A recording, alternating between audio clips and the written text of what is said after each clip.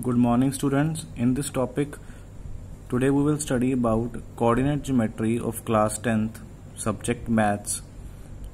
Let's say if I have any point x1 y1 and another point x2 y2.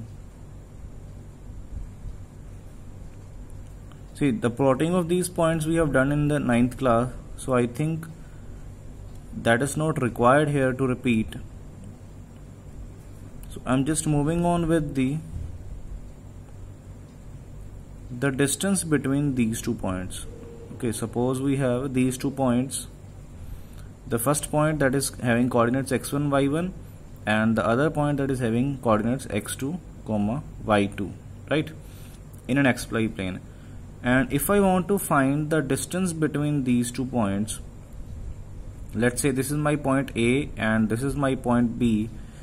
So how I will find the distance between them? We will call it as AB. This will be equal to under root x2 minus x1 square plus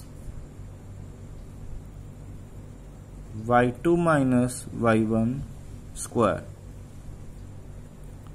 Right, so we have the points x2 x1, we have the points y2 y1. Just fill the values in this formula. This will give you the distance between these 2 points, that is AB.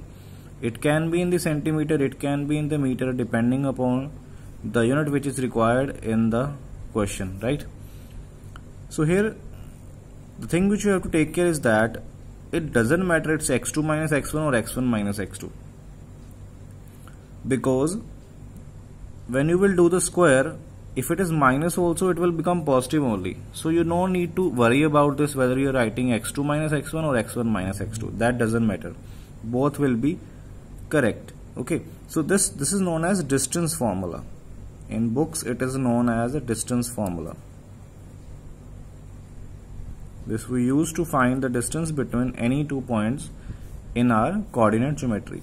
Okay. Suppose I have a point A 2, 3 and another point B 3, 4. So let's see what will be the distance between them.